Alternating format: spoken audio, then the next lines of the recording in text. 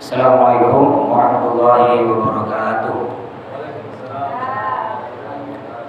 Alhamdulillahirabbil alamin wassalatu wassalamu ala asyrofil anbiya wal mursalin sayyidina Muhammadin wa ala alihi wa sahbihi ajma'in, amma ba'du. Baiklah, seperti biasa kita mulai dengan kirim Fatihah kepada guru-guru kita. Al-Fatihah hadratin Nabiyil Mustafa Habibina Muhammad sallallahu alaihi wasallam ilaika nabiyyu wa la yusawwiru kabiru taqwa mustaqim syarikil ardi wa magharibiha barriya wa rusulan bi tuwashiyadin wa salishadin sallallahu alaihi wasallam Habib Anis bin Abu Bakar al-Hidwan wa ila Habib Amin bin Musil al-Hidwan thumma al-fadilah subhanahu wa ta'ala al-ladri wa la da'iman wa kiadi Abdul Bari summa al-fadilah Abdul Hamid pada summa al-fadilah masyayikh Nabi Muhammad sallallahu alaihi wasallam. Al-Fatihah. A'udzu billahi minasyaitonir rajim. Bismillahirrahmanirrahim. Alhamdulillahirabbil alamin arrahmanir rahim maliki yaumiddin. Iyyaka na'budu wa iyyaka nasta'in. Ihdinas siratal mustaqim. Siratal ladzina an'amta 'alaihim ghairil maghdubi 'alaihim waladdallin. Amin. Alhamdulillah, kita bertemu lagi dalam acara di majelis taklim rutinan malam Selasa. Insyaallah besok kita udah masuk hari Tarwiyah. Hari Tarwiyah atau hari tanggal 8 bulan Dzulhijjah. Jadi disunnahkan besok berpuasa Tarwiyah. Niatnya nawaitu shauma Tarwiyah sunnatan lillahi ta'ala. Boleh pakai bahasa apa ya? Bahasa Melayu. Niat saya puasa Tarwiyah sunnah karena Allah. Jadi kalau kita puasa besok pahalanya menghapus dosa kita 1 tahun yang lalu. Bayangkan 1 tahun yang lalu dosa kita dihapus oleh Allah, cukup puasa 1 hari. Tapi kalau kita lanjut puasa lagi Rabu, itu namanya puasa Arafah. Niatnya nawaitu shauma Arafah sunnatan lillahi ta'ala. Pakai bahasa Melayu boleh. Niat saya puasa Arafah sunnah karena Allah. Pahalanya kalau kita puasa Arafah hari Rabu, pahalanya dihapus dosa 2 tahun yang lalu. Insyaallah kita tidak tahu nih dosa kita banyak, cukup puasa. Bagi alhamdulillah meriah ya, apalagi kalau di rumah tuh puasa semua. Bapak puasa, istri, suami puasa, istri puasa, anak puasa. Ketika buka puasa, itu nikmat tuh kayak bulan puasa. Alhamdulillah saya insyaallah puasa 1 rumah ini kecil ini mau dipuasakan besok puasa. Ya mudah-mudahan semuanya diberi kesehatan hingga bisa berpuasa Tarwiyah dengan Arafah. Paling sedikit kalau tidak bisa Tarwiyah, paling sedikit Rabunya. Ya jangan sampai salah satunya tidak kita puasa. Ya kalau bisa dua-duanya. Tidak bisa paling sedikit Rabunya, Arafahnya. Karena pahalanya lebih besar, menghapus 2 tahun dosa kita yang lalu. Baik, kita lanjut pelajaran kita. Kemarin masih bab tentang apa kemarin? Ada bil wudu ya. Sopan santun dalam berwudu. Lanjutannya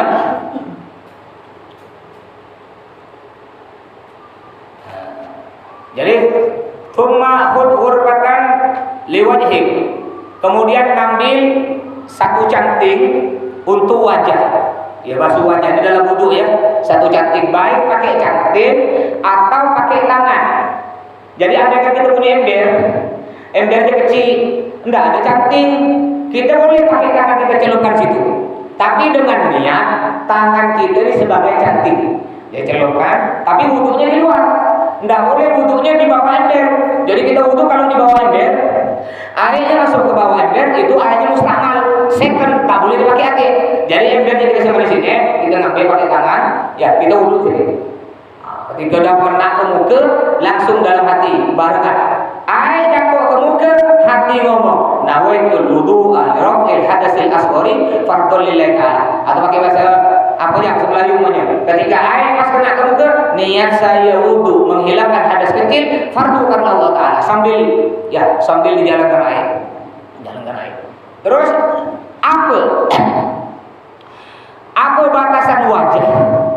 Di mana batasan wajah yang wajib kena air dalam wudu? Faghsil biha min muqtada' tasdihil jabhah. Dimulai dengan permulaan ya di atas dahi. Ini kan dahi. Saya buka ya. Ini dahi di atas. Jadi kalau wudu kita basah sini, ini nih, sampai sini, ini tidak sah.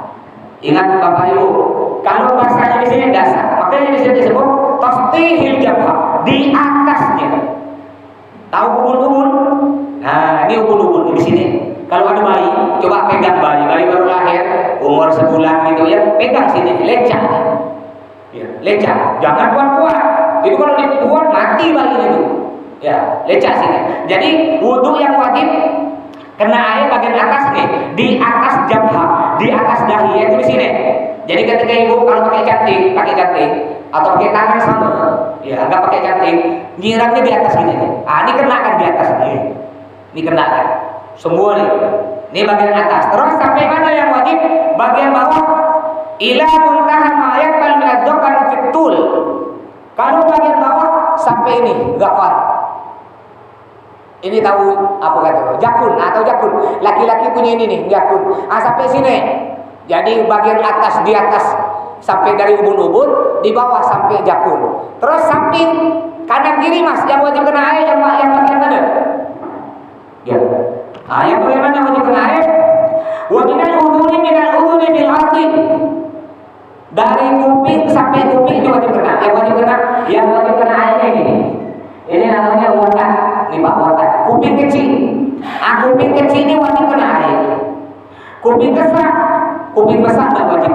Jadi cara wudunya gini, ambil air sambil jalankan air, tangan kita jalankan gini apa? Lebih bagus semua kuping kenakan sampai bawah. Ini yang lebih bagus lagi, lebih afdal.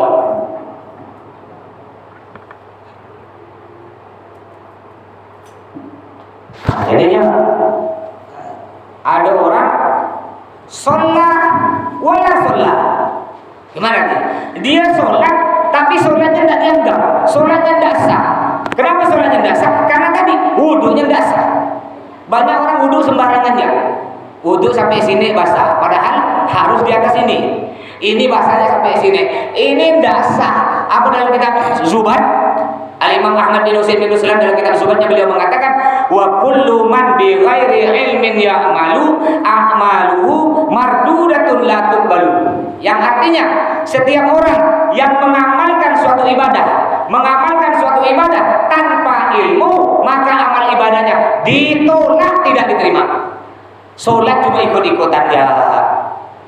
Saya pernah ceramah ngarah ke daerah Segedong. Pada waktu itu nyampe Segedong, ya duhur. Nyampe duhur saya sholat terlambat 1 rakaat. Imamnya orang kampung, saya terlambat 1 rakaat. Di samping saya datuk tua, umur 60-an lah. Ketika saya sholat, Allahu Akbar, saya baca Fatihah. Ini agak nyaring, cuma saya tidak dengar dia baca Fatihah. Saya dengar kayak ada suara tikus cuwor, gitu ya. Saya ruku, subhana rabbil azim wa bihamdihi, dia saya dengar gitu ya. At-tahiyatul pun gitu, gitu. Setelah saya assalamualaikum warahmatullahi wabarakatuh, saya nanya, Pak Reci Mina mana? Ya, di daerah Segedong. Pak Reci Mina, Pak Pinang Merah itu lupa saya. Oh, di sana Pak Haji. Di sana, ya. Oh, ada acara apa Pak Haji? Enggak, saya diundang ceramah. Oh, saya pun enggak pergi sana, nanti Pak Haji yang ceramah. Iya. Oh, iya Pak Haji. Pak, saya mau nanya, maaf Pak ya, tadi Bapak tuh baca apa Pak? Saya tidak dengar Bapak baca Fatihah. Ya. Bapak tuh baca apa? Itulah Pak Ustaz, akhirnya manggil Pak Ustaz. Saya ini tidak hafal, Fatihah tak hafal, tasyahud at-tahiyatul tak hafal. Terus Bapak sholat gimana? Dari dulu saya pura-pura aja, biar seakan-akan orang tahu saya itu baca. Jadi mulut tuh ya cucut gitu ya. Saya akhirnya mohon maaf Pak, tidak salah. Jadi sholat Bapak tidak sah. Bapak harus belajar. Saya malu Pak Ustaz. Pak tidak boleh malu. Kata Nabi la haya fiddin. Tidak boleh malu dalam urusan agama. Daripada nanti dipermalukan di akhirat, tidak apa-apa. Nanti Bapak cari ustaz-ustaz kampung yang masih muda, tak apa-apa Bapak belajar. Daripada nanti dipermalukan di akhirat. Oh iya Pak Ustaz, makasih nasihatnya. Ya. Jadi tidak sah.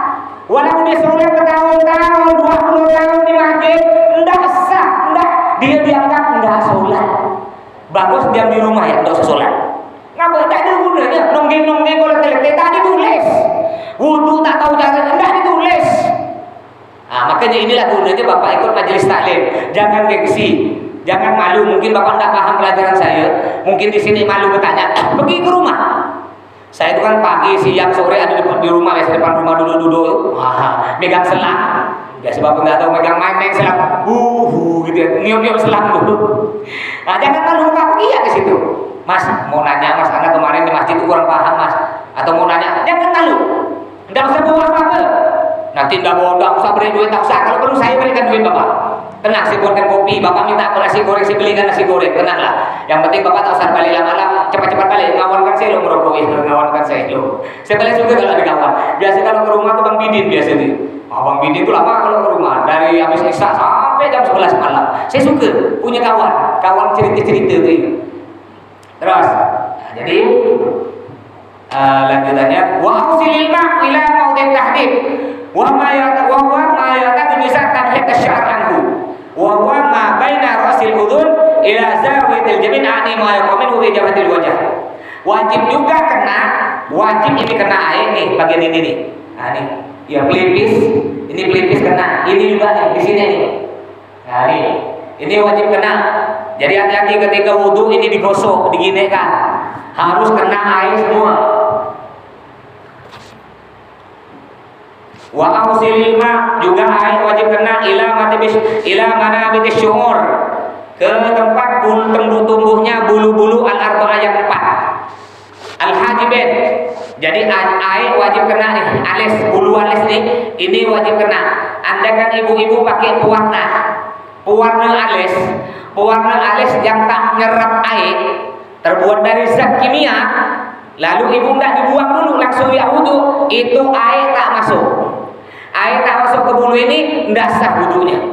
Juga wajib kena apa? Wasyaribin, kumis. Walaupun kumisnya panjang, dia punya sumet, punya kumis panjang, siut dia. Panjangnya dari sini sampai kertas 1 itu wajib dibasuh walaupun panjang. Kumis wajib, walaupun panjang 1 depa, wajib kena air. Semua bulu-bulunya wajib kena air. Makanya Pak, miara kumis enggak sunnah. Bahkan kumis sunnahnya dibuang, jangan panjang-panjang. Sedangkan jenggot sunnahnya dipiara. Ya, jadi ada cerita nih. Saya baru dapat video. Ada cerita nih, bedanya orang berjenggot dengan orang tak berjenggot. Jadi ada orang bapaknya punya jenggot, anggaplah saya. Bapak berjenggot ini gendong anak bayi, anaknya masih bayi. Nangis aja. Tiba-tiba datang kawannya tak punya jenggot. Ketika kawannya tak punya jenggot datang, langsung diam nih bayi, diam. Enggak nangis, langsung berhenti. Dengan bangganya kawannya tak punya jenggot, mulu-mulu. Makanya kaum yang jenggot, budak kecil itu takut, ngeri. Orang berjenggot takut. Yo, kalau dikira kau hantu aku takut dia. Akhirnya kena bapaknya berjenggot. Nah, kau pun gitu enggak? Kau enggak melihara jenggot, makanya dia diam. Kenapa enggak diam? Dikira kau mamanya. Dikira perempuan kau, dikira mama gitu. Makanya dia diam. Ya, makanya sunnah Pak melihara jenggot. Walaupun dia masih putih. Mas saya udah diberi obat apa namanya itu? Obat bulu merek apa deh, Firdaus ya. Udah pakai biasa orang aneh musim korban nih, sapi kambing biasa sampai sisul tulang sumsum tuh. Oh, sapi pinggir berjenggot, ngamalkan sunnah. Cuma tak tumbuh 3 buti ya. Tak apa, jangan dibuang Pak. Itu sunnah Nabi. Ada hadis Nabi mengatakan orang yang punya jenggot, selama bulu jenggotnya masih ada, malaikat bergelantungan di sini. Apa kata malaikat yang ada di jenggot? Dia bilang, ya Allah, ampuni dosa dia, ampuni dosa dia, ampuni dosa dia. Sampai kapan? Sampai kiamat. Berdoa selama jenggotnya masih ada. Jadi jangan dibuang jenggot. Kalau kumis tak apa dibuang, sunnahnya kumis dibuang. Bolehlah piara sikit-sikit. Ya jangan sampai panjang. Kadang-kadang orang sampai panjang di gini-gini kayak film Tuan Takur. Panjang dia. Jenggot dipiara, jenggot. Kadang-kadang orangnya agak malu ya jenggot. Bukan aku mas, kalau yang pertama nanti dikira Habib. Atau kalau punya jenggot tuh mas nampak tua kata dia. Ya enggak apa-apa ya, dia nampak tua. Ya yang penting kita dapat pahala, mau sunnah. Terus, syukuran Pak.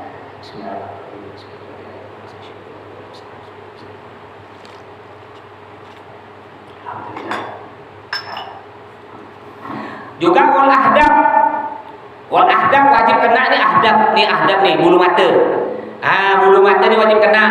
Andaikan ibu, hati-hati ibu ya. Kadang-kadang ibu pakai mata apa tuh namanya yang bulu-bulu mata palsu tuh.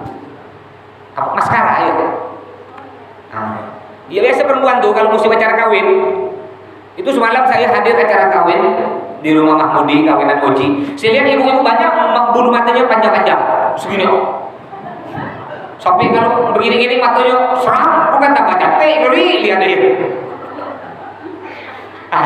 Hati-hati bu, ada kan ibu pakai bulu mata, lalu bulu mata itu pasangnya pakai lem, anggaplah pakai lem, ibu pasang di bulu mata.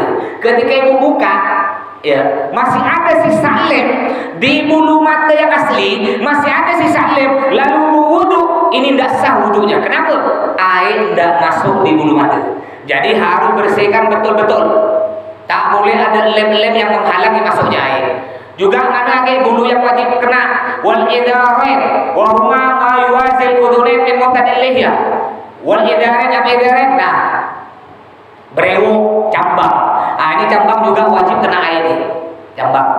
Terus wa yajibu isalul ma ila manabit asy-sya'r min al-lihyatil khafifah.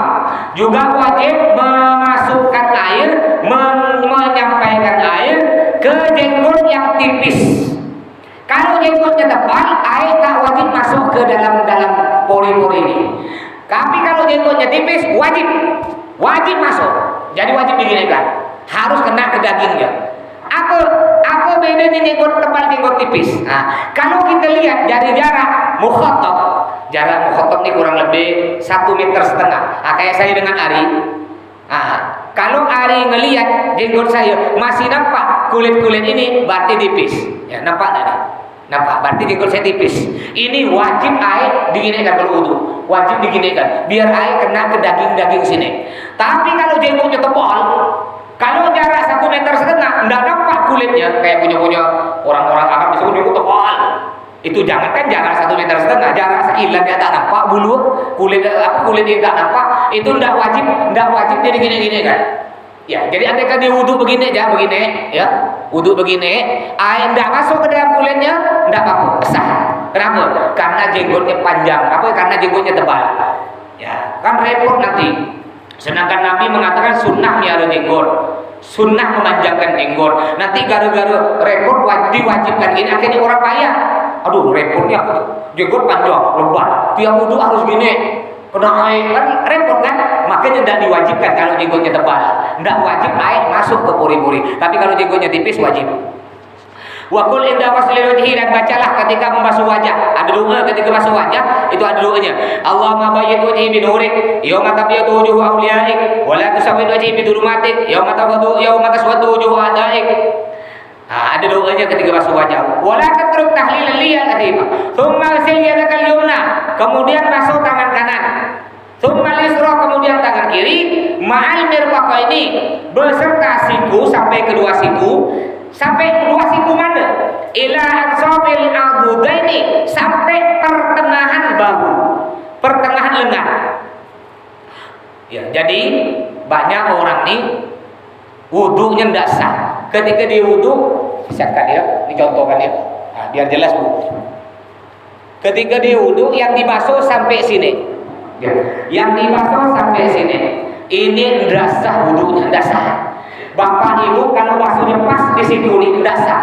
Wajibnya mana? Di atas siku, harus basuh di atas siku ini. Ya. Kalau pas tidak sah. Kaidah fikih mengatakan mala yatimul wajib illa bihi fa huwa wajib. Jadi tidak sah. Harus di atas. Lebih afdal, lebih utama lagi sampai ke sini. Sampai semua lengan. Ini lebih utama. Nanti ketika di akhirat kita manusia ini semua dikumpulkan di padang mahsyar. Nanti kata Nabi Muhammad, "Ghurrah muhajjalin." Ghurrah muhajjalin ini orang bercahaya anggota wudunya. Mukanya bercahaya, tangannya bercahaya, kaki semua anggota wudu bercahaya. Siapa mereka orang yang bercahaya? Yang wudunya melebihkan dari batas wajib. Wajibnya kan sampai di atas siku, tapi dia lebihkan sampai sini. Wajibnya kan tadi basuh muka sampai kuping kecil, dia basuh sampai semua kuping.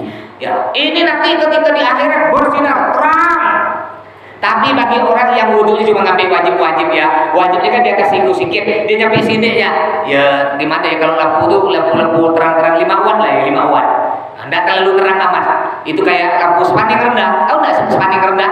Kayak gitulah, itu yang enggak full gitu ya. Tapi kalau full sampai sini lampunya terang, ini kayak Jadi ingat, yang wajib bu, ibu, bapak ndasa kalau wudhu pas di siku nih, di garis ini ndasa. Wajib di atas siku, di atas, walaupun sedikit di atas sini. Lebih atau lebih utama sampai sini. Jadi jangan, ya. Makanya kadang-kadang nih kalau udah pakai baju yang kecil, biasa ibu-ibu tuh kalau baju-bajunya kan terik ya, ngapain mau? Kadang ya apalagi udah bajunya terik, orangnya gemuk. Ketika diangkat sini nggak bisa nyampe sampai sini yang lekat. Gimana caranya? Harus dibuka bajunya. Kalau ibu mau diangkat sampai sini, ya nggak bisa. Tapi kami ini wudhunya mas di depan orang mas. Kalau kami buka baju, gimana nak buka baju? Orang ramai lewat-lewat, nggak ada tempat lain darurat. Ya udah, yang penting ibu sah wudhunya. Mau tak mau harus dibasahkan bajunya. Ibu siram di sini bajunya basah, nggak apa-apa. Yang penting wudhunya sah daripada wudhunya nggak sah. Atau wudhunya, atau mama wudhu tempat wudhunya di depan orang ramai. Ya udah, ibu wudhu dalam WC, nggak apa-apa. Wudhu dalam WC boleh pak? Nggak batal, cuma hukumnya makruh. Nggak bagus, WC yang ada tempat tai, kloset, boleh wudhu di situ, cuma hukumnya makruh, nggak bagus. Bahkan kata ulama, kalau orang sering wudhu di dalam WC, nanti dia dikena penyakit was-was. Makanya banyak orang was-was ketika wudhu, ya nawaitul tak selesai. Gara-gara wudhunya dalam WC, hukumnya makruh, tapi sah. Terus wakul inda waslil yumna, dan bacalah ketika membasuh tangan kanan, Allahumma a'tini kitabi biyamini wa hasibni hisaba yasira. Ya doanya nih, ya Allah berilah tangan kitabku dari tangan kanan. Kita semua nih Bapak Ibu nanti bagi rapor. Jadi Bapak Ibu yang tak pernah sekolah, kan mungkin ada yang pernah sekolah SD, kadang nggak sekolah, tenang, jangan takut. Nanti di akhirat bagi rapor. Di akhirat ada bagi rapor. Makanya rapor di dunia nih, ijazah S1, S2 tak penting, tak ada harganya di akhirat. Nanti yang paling penting rapor kita di akhirat. Nanti Bapak Ibu dapat rapor. Kalau orang nilainya bagus, diberikan dengan tangan kanan, kena malaikat diberikan dengan tangan kanan. Tapi kalau nilai tak bagus, kena malaikat diberi dengan tangan kiri. Itu pun dimainkan. Ketika nak ambil pakai tangan kiri, kena malaikat. Kena malaikat di apa dia? Di ulung-ulung kena malaikat dari belakang. Nah, siapa yang dapat dari tangan kanan? Yang nilainya bagus, dicatat sekarang nih Bapak Ibu, dicatat rapor nih. Sekarang Bapak Ibu kena malaikat dicatat. Kita semua dicatat. Oh masya Allah. Umpamanya dicatat. Rudi ikut majlis malam Selasa, nilainya 100. Udah ada 100 tuh. Malam Selasa depan tak ikut, 0 nilainya, 0. Ya, jadi tambah banyak ibadah, tambah banyak pahala. Oh kita baca selawat, Allahumma sholli ala sayyidina Muhammad wa ala alihi wasallam, atau baca subhanallah. Ditulis kena malaikat, tulis. Nah, hasilnya nanti akan dapat di akhirat. Makanya tambah banyakkan ibadah kita, biar nilai kita dirapot tambah bagus. Terus wakul awal wa inda wasli shimal, ketika masuk tangan kiri ada doanya juga. Allahumma inni a'udzubika an tu'tiyani kitabi bi shimali amai wara'i dhahri thumma stawiyat rasak bil mashi. Kemudian ratakan kepalamu dengan mengusap. Bi antabulla yadaika, ini ada caranya ya. Ada cara masuk kepala yang sunnah. Bi antabulla yadaika, kamu basahkan kedua tanganmu, wa tulsiqa ru'usa asabi yadikal yumna, dan kamu letakkan bil yusra, kamu letakkan ujung-ujung jari kanan nih ketemu dengan jari kiri, begini nih.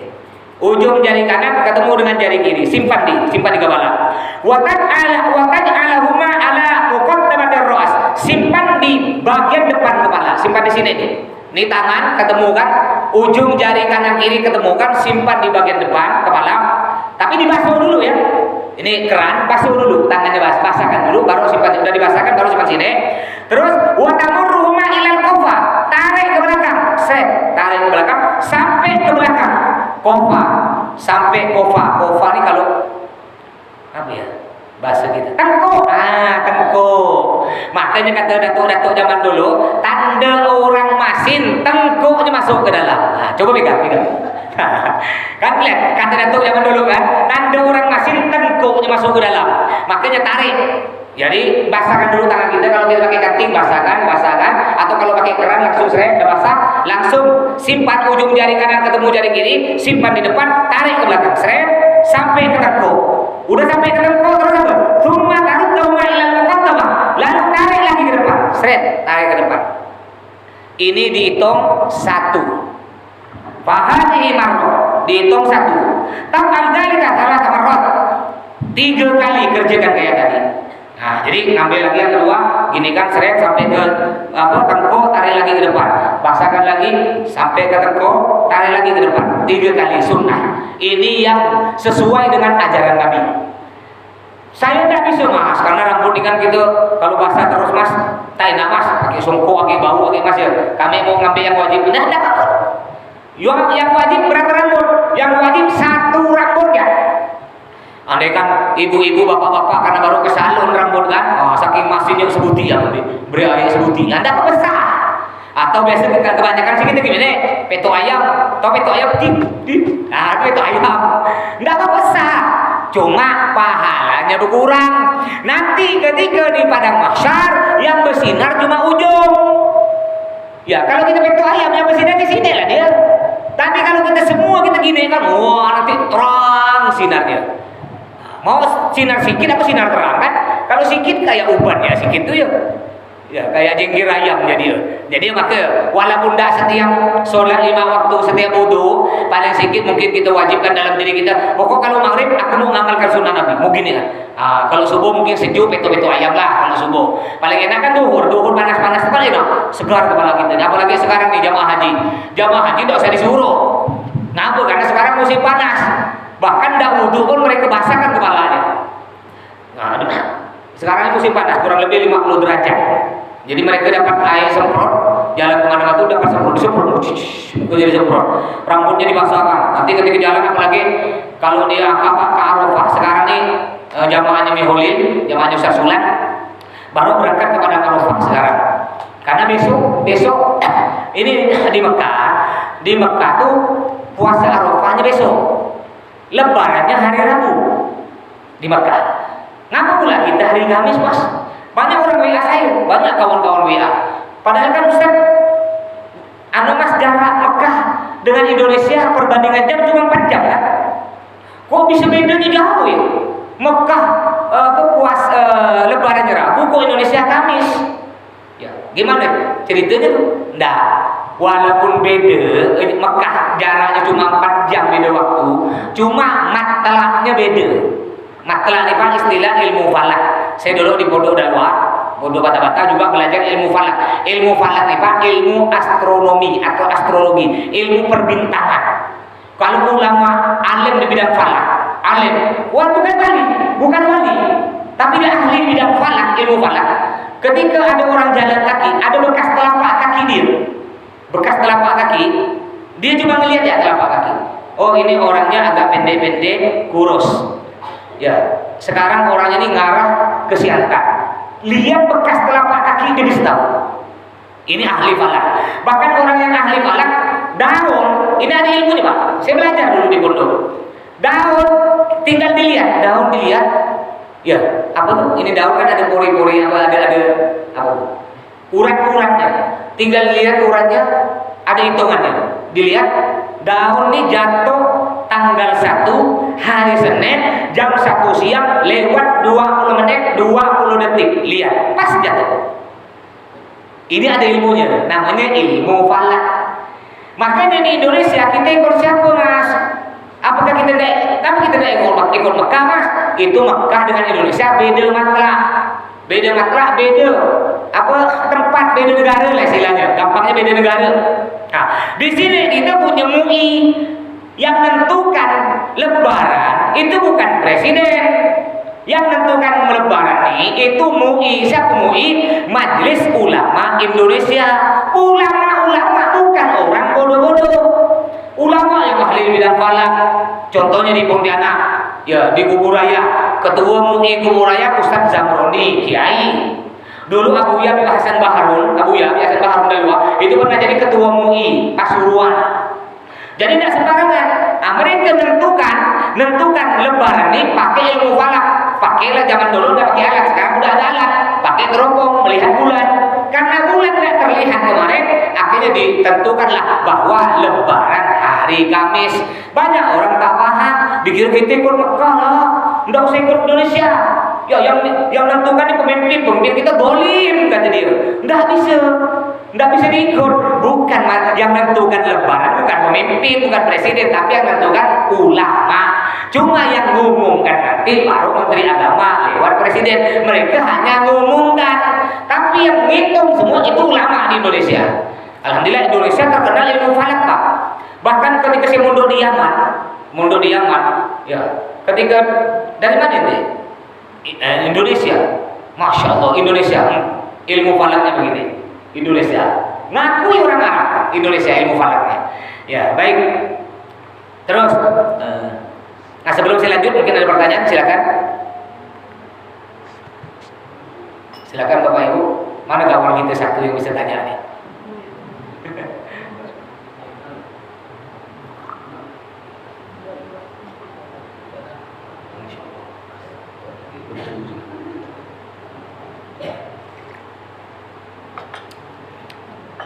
Ayo ada mau nanya, bebas, tidak harus bab ini, bab lain boleh. Ibu-ibu, tidak ada nanya bu?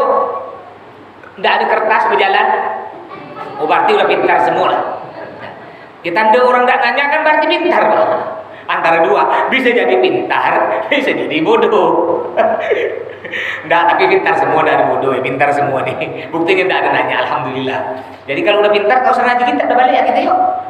Udah pintar semua dah. Nggak biasa ya, sifat manusia itu malu biasa. Saya pun di pondok juga malu mau nanya. Terus, silakan, Bang Badrun mau nanya, silakan. Itu kalau ngambil wudhu itu tangannya jatuhnya air dari ujung sini atau? Oh jatuh. Banyak saya lihatnya orang yang nggak paham itu dari bawah, dari atas ke bawah. Itu dari sini. Ya bagus, pertanyaan ini bagus ini. Dari mana? Dari lihat dulu. Kalau kita pakai tangan kita dijadikan cantik, tangan kita yang dijadikan cantik. Kan kadang-kadang tangan kita dijadikan cantik begini. Dari atas ke bawah. Tapi kalau pakai keran, kalau pakai keran dari sini ke bawah. Ya, dari sini kalau pakai keran. Kalau pakai tangan kita yang dijadikan cantik, ya kan tak mungkin kalau tangan kita cantik. Masa gimana caranya? Begini kan? Nah, jadi tergantung pakainya. Yang penting di sini dalam kitab ini tidak dijelaskan dari atas ke bawah atau dari bawah ke atas, cuma dijelaskan di sini ghuslul yadain, basuh kedua tangan. Nah, basuh kedua tangan mau dari ujung sini dari atas ke bawah, yang penting intinya semua dari ujung sini sampai di atas siku harus kena air. Ya, intinya gitu. Terus, baik, ada lagi pertanyaan? Ada kita lanjut sedikit. Ini masih panjang ini berwudu ini ya. Masih panjang. Terus wa kadzalika fi sir Allah. Wa kul ini ketika basuh rambutnya begini, Allahumma wasyini bi rahmatik wa anzil alayya min barakatik wa adillani tahta dhilli arsyik yauma la dhilla illa dhilluk. Panjang doanya. Allahumma arim syari wa syari 'alan nar. Udah ya, kita stop dulu, kita lanjut ke buku kitab ini sedikit-sedikit ya, biar sama-sama dapat barokah. Insya Allah kita lanjut malam Selasa akan datang, insya Allah. Ini juga belum selesai nih, masalah istisqa. Masail fil istisqa, masih tentang istisqa, sholat minta hujan. Yusannul ghuslu li salatil istisqa, disunahkan mandi ketika mau sholat minta hujan. Jadi ada mandi sunnah, diantaranya mandi sholat istisqa. Ketika nanti pemerintah mengumumkan besok semuanya ngumpul di Korem sholat istisqa minta hujan, besok sebelum kita berangkat kita disunahkan mandi. Niatnya nawaitul ghusla li sholatil istisqa sunnatan lillahi ta'ala. Niat saya mandi untuk sholat minta hujan sunnah karena Allah. Sunnah ya mandinya kayak mandi besar, ratakan air dari ujung rambut sampai ujung kaki. Begitu pula nanti kita mandi besar ini ketika Idul Adha, ini sunnah. Sebelum berangkat masjid kan kita mandi. Ya jangan tak mandi, jangan cuma cuci muka sayang, setahun sekali ya. Ya belum tentu kita tahun depan masih hidup. Nah, nanti sholat sebelum Idul Adha, sebelum berangkat ke masjid, mandi dulu niatnya. Nawaitul ghusla li sholat atau nawaitul ghusla li sholat Idul Adha sunnatan lillahi ta'ala. Niat saya mandi untuk sholat Idul Adha sunnahkan Allah. Bahkan disunnahkan juga bagi orang yang tidak ke masjid, dia tidak sholat. Umpama ibu-ibu tidak sholat, tapi bukan yang datang bulan tuh ya, bukan datang bulan ya. Ya kalau datang bulan tidak usah mandi, haram dia mandinya, tidak sunnah karena dia ada masih datang bulan. Ya umpama ibu tidak pergi, karena ibu tidak pergi pasti ada kadang-kadang ibu tidak bisa pergi, ada anak bayi ibu kan, ada bayi kecil. Nah, biar ibu sama dapat pahala, ibu mandi. Nah, niat saya mandi besar untuk hari raya Idul Adha sunnah karena Allah dapat pahala mandi besar dibasahkan. Juga nanti Idul Adha nanti banyak orang tak tahu. Kalau Idul Fitri ketika azan subuh sebelum ke masjid disunnahkan makan.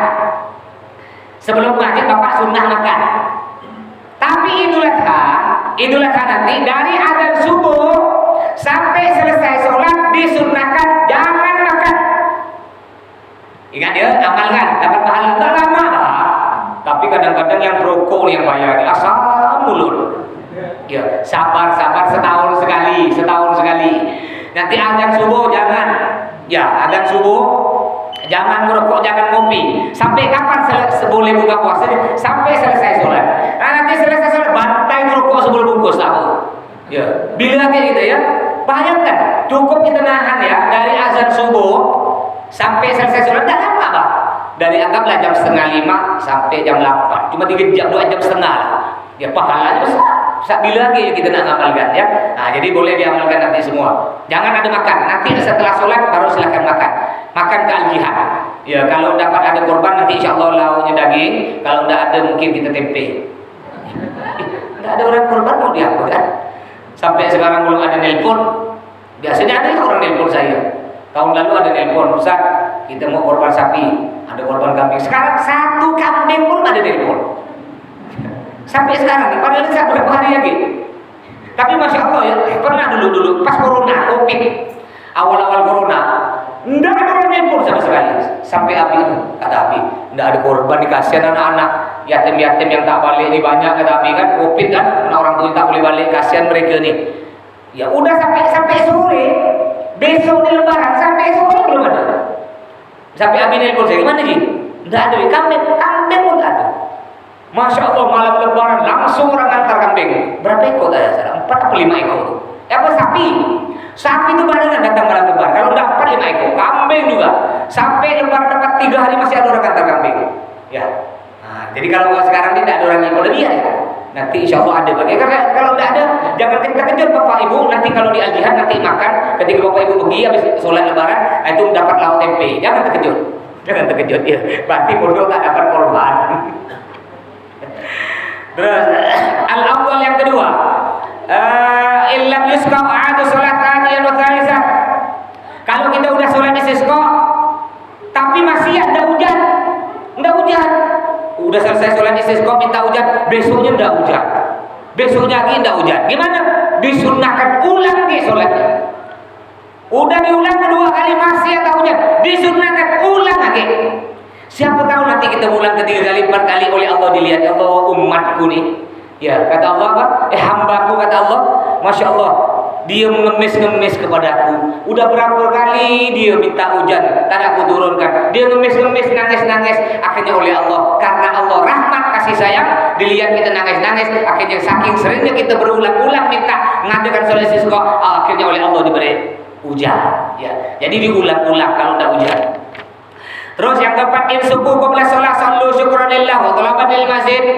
Andaikan sebelum sholat hujan, kita nak begini orang ngumpul lama kan, belum mulai sholat masih nunggu sambil nunggu jamaah masih baca sholawat Allahumma sholli wa sallim ala sayyidina Muhammadin. Tiba-tiba hujan, padahal belum sholat.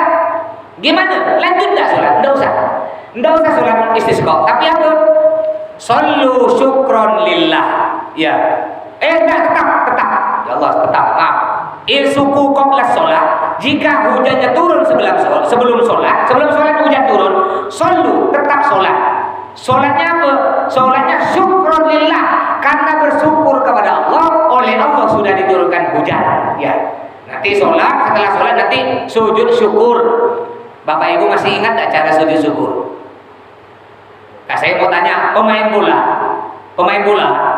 dia main bola lalu gol, lalu dia sujud, sah gak sujud syukurnya? Ngapa ndak sah? Sebabnya apa? Pertama, apa sebabnya? Ndak punya wudu. Yang kedua, ndak menghadap kiblat, tak tahu kiblat tak mana. Yang ketiga, ndak nutup aurat. Yang keempat, ndak mengucapkan niat.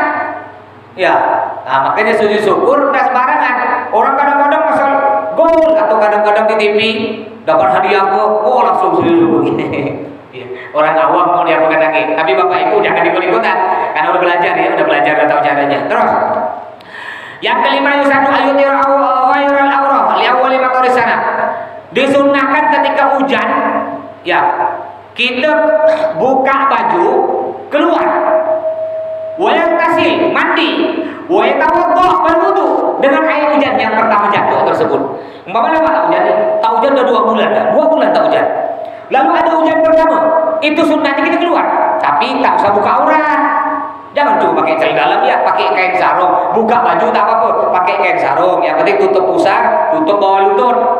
Di sunnahnya apa? Keluar rumah, mandi air hujan. Ya, wudu dengan air tersebut berkah. Makanya kalau di Arab ini kan jarang hujan. Saya mondok di Yaman itu kan kurang lebih hampir setahun. Itu aja ada hujan 1 kali ya, hujan deras. Itu pun tak lama, ada 10 menit. Itu masya Allah, orang sana kalau hujan turun. Ya kalau udah ya pakai mobil tuh ngerem, dengan masih pakai dasi ya, berdoa begini sih. Benar. Biar air hujan masuk. Karena apa? Air hujan pertama kali lama tak hujan, lalu tiba-tiba ada hujan. Itu kata ulama mengatakan itu syifa untuk obat. Sebenarnya bagus dia untuk obat. Itu dalam kitab disebutkan. Cuma kalau kata orang yang ilmu kesehatan tak bagus. Lama tak hujan tak bagus karena yang bercampur dengan udara yang dah bagus yang ini gitu. Ya. Kita tergantung keyakinan kita. Kita kalau takut jangan. Nanti mau ngambil air tapi bercampur apa nih? Lama tak hujan. Tapi ngambil air jangan dari atap. Yang dari atap itu penyakit. Ndak hujan 2 bulan. Mana dari burung merpati, dari burung pipit, dari burung gereja ngumpul situ. Jangan diambil. Makanya orang kalau lama tak hujan kan air ancur kan dibuang ya kan? Buang lo, jangan diambil lo. Tak bagus, itu tak sehat. Ngambilnya bukan dari ancuran, ngambilnya langsung tanpa pakai ancuran, langsung begini ngambil jadi. Memang dapatnya sedikit. Cuma itu obat. Kalau lama tak hujan, bukannya tiap hari hujan dah. Ya terus. Yusanu ayyukula inda sama'i ru'at. Nah, di Bapak Ibu hati-hati. Banyak orang kena sambar petir. Bapak Ibu ingin selamat dari sambar petir, ini ada doanya. Disunnahkan ketika kita dengar petir, ada doanya. Subhana may yusabbihir ra'du bihamdihi wal malaikatu min khifatih. Tak apal Mas panjang. Ada lagi yang lebih pendek. Ini insyaallah apal semua, bacanya 3 kali. Subhanallah walhamdulillah wala ilaha illallah wallahu akbar wala haula wala quwata illa billahil aliyyil azim. Dibaca 3 kali. Jadi kalau ada petir atau sebelum ada petir kan, udah mulai hujan-hujan deras, kadang-kadang kan udah mulai hampir ada petir, itu baca tuh. Subhanallah walhamdulillah wala ilaha illallah wallahu akbar wala haula wala quwata illa billahil aliyyil azim 3 kali. Atau kalau apa baca ini sekali. Subhana may yusabbihir ra'du bihamdihi wal malaikatu min khifatihi. Insyaallah aman dari petir. Aman. Ya, bagi bapak kadang-kadang berteduh di bawah pohon itu hati-hati. Ya, atau di ruko-ruko, ya tiba-tiba tuar petirnya. Banyak kasus orang meninggal kena petir, banyak kasus orang meninggal kena petir. Tapi kalau orang baca dulu tadi, ini insyaallah Allah dilindungi dari petir. Terus, yusanu ayyakula inda ru'yatil barak. Disunahkan juga ketika melihat barak. Barak ini kilat. Ada petir, ada kilat. Kalau petir suaranya buah, itu petir. Kalau kilat yang cahaya biasanya lewat di langit-langit cahaya itu namanya kilat. Itu pun nyambar satu sama dengan petir, cuma tidak ada suara. Biasanya sebelum bunyi petir keluar lo kilat. Kan biasanya kan keluar kilat. Kalau udah keluar cahaya yang begini-gini itu, lihat tuh, biasanya 2-3 detik, segitu tuh. Tapi kadang-kadang petir pun tak berkabar kan, ada kilat tiba-tiba lo meledak ya. Langsung terkejut gitu kan, aduh tak berkabar ya. Jadi ada doa juga ketika melihat kilat tadi, cahaya tadi kilat, subhanaman yurikumul barqa wa tama. Baca sunnah ini biar selamat. Bahkan di sini nih, di kitab ini diajarkan wa yusannu alla yutbi al barq basarah. Jangan kita lihat kilat tersebut. Ngapa? Karena itu bisa merusak mata, tak bagus. Ini dalam kitab disebutkan. Jadi kalau ada kilat jangan dilihat. Jadi kalau tak sengaja, tak apa. Contoh kita tak sengaja ada kilat, tak sengaja terlihat cepat gini. Tapi jangan pula kita memang suka lihat kilat. Udah tahu ada kilat dilihat. Cantik kilat tuh. Cantik, lihat, itu bahaya. Ini di kitab disebutkan ya. Bisa merusak mata. Terus, yusanu ayakula inda nuzulil matar. Disunahkan juga ketika hujan mulai turun, disunahkan baca Allahumma sabiyan hani'an mari'an nafi'an. Baca doa ini. Wa ba'da nuzul, setelah hujan berhenti, sunnah baca mutirna bi fadlillah wa rahmatih. Wa inda tadarrur bi kathrati. Terus kalau hujan angin kadang-kadang hujan angin. Kayak kemarin di Pontianak tempat kita ini kan tak ada hujan semalam. Siang sore kan tak ada hujan kan. Tapi di rumah kakak saya tadi malam kan ada imtihanan acara rumah kakak saya, penceramahnya habis Karel Gadri, Habib Tuhan Jufri juga datang. Itu jam sore dari asar sampai jam 5 sore tak ada hujan. Saking kuatnya hujan angin sampai tenda tuh terangkat. Saking kuatnya angin sampai terangkat. Tapi alhamdulillah jam 5 sore berhenti. Tadi malam acaranya alhamdulillah lancar, tak ada hujan. Ada gimana kalau ada hujan? Kadang-kadang ada hujan itu kan yang angin dia. Apa puting beliung ngeri. Ini ada doanya. Allahumma hawalaina wala alaina. Doanya. Tak hafal Mas. Udah. Kalau udah hafal ikut orang tua zaman dulu. Adat. Ini mujarab. Orang zaman dulu kalau udah angin petir, langsung mereka adat. Ini orang zaman dulu. Ya Allahu Akbar, Allahu Akbar. Adat ini pun dibuka, pintu rumah dibuka, adat depan pintu. Bahkan kalau di al-jihad, kalau udah hujan kuat, kena api disuruh ada pakai mic, apinya pakai mic. Mungkin Bapak Ibu pernah dengar adzan di al-jihad, tapi bukan waktunya adzan. Lihat kalau Bapak Ibu dengar adzan bukan waktunya adzan, berarti di al-jihad berarti anginnya kuat. Anginnya kuat. Kalau udah angin kuat begitu sampai atap rumah orang terbang, itu cepat Bapak adzan. Adzannya jangan dalam rumah, buka pintu. Ya Allah, teriak senyari-nyari. Allahu Akbar, Allahu Akbar. Itu biasanya langsung rendah. Apalagi yang adzan yang ahli masjid. Tapi kalau yang tak pernah sholat adzan, kata angin kau tak sholat adzan itu terbang kan kau gitu. Terus hukum tarik shalah. Sabar ya. Ada pertanyaan silakan sambil nunggu 2 menit.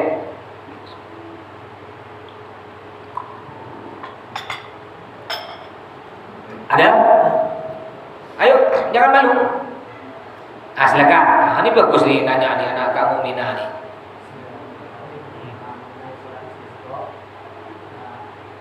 Berapa lama waktu ketika kita bekerja itu kita melaksanakan sholat istisqa? Yang pertama, dan yang kedua, apakah kita melakukan atau melaksanakan sholat istisqa itu harus harus ada anjuran dari pemerintah atau ada inisiatif kita sendiri untuk mengajak masyarakat untuk melaksanakan sholat istisqa?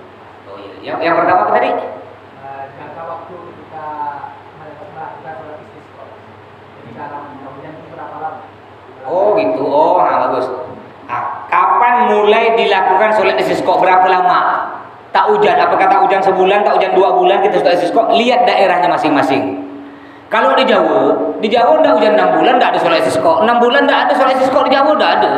Biasa 6 bulan tuh biasa.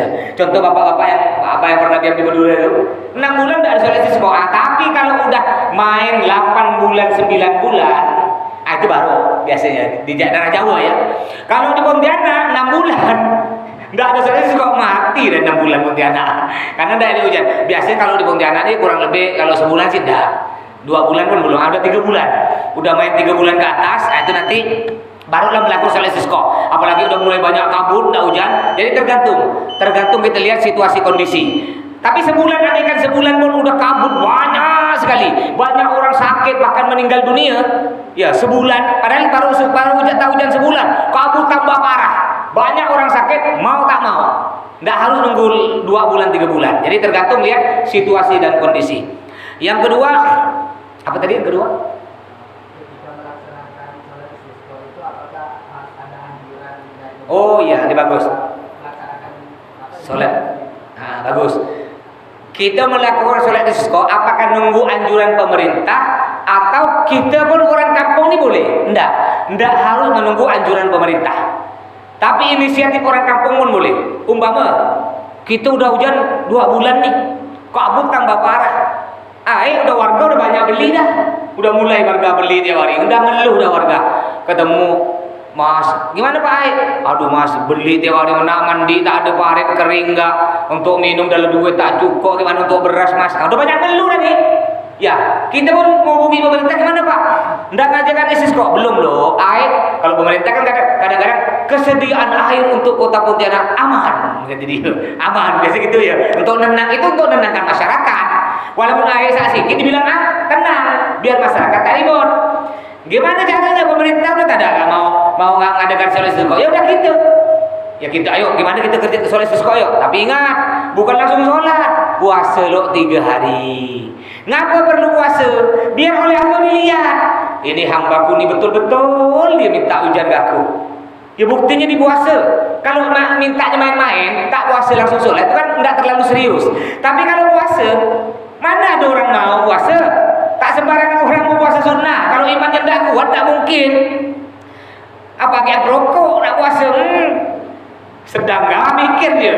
Kebanyakan perokok ya perokok kayak saya lah ya. Perokok ni tahan tak makan tak minum Pak. Dia tak usah makan lah 1 hari 1 malam. Nggak tahan dia. Tapi kalau dilarang merokok 1 hari 1 malam, mau nampun dia tak ada bisa. Ya, ini perokok. Lebih bagus tidak makan nasi. Tidak makan nasi tidak apa-apa. Yang penting beri kopi dengan rokok sebungkus. Itu dia pilih. Kau pilih nasi apa kopi? Kalau kau kopi tak kau beri nasi. Tak pilih kopi dengan rokok. Tak mungkin dia pilih nasi. Berat. Makanya karena puasa 3 hari sebelum sholat oleh Allah dilihat, Masya Allah hambaku betul-betul dia ngarap padaku. Itu si kacung tuh dia tiap hari ngerokok sampai di puasa rela dia tak ngerokok dia. Akhirnya baru ketika melakukan sholat istisqa, akhirnya oleh Allah pun diturunkan hujan. Kenapa? Karena keseriusan kita. Nah, jadi boleh ya, tidak harus nunggu pemerintah. Baik, sampai di sini. Mudah-mudahan semuanya sehat panjang umur dan mudah-mudahan semuanya oleh Allah beri kesehatan hingga bisa puasa di hari Selasa dan hari Rabu. Doakan Abi Umi mudah-mudahan sehat panjang umur. Mudah-mudahan kita bisa bertemu lagi malam Selasa yang akan datang. Kurang lebihnya mohon maaf. Wassalamualaikum warahmatullahi wabarakatuh.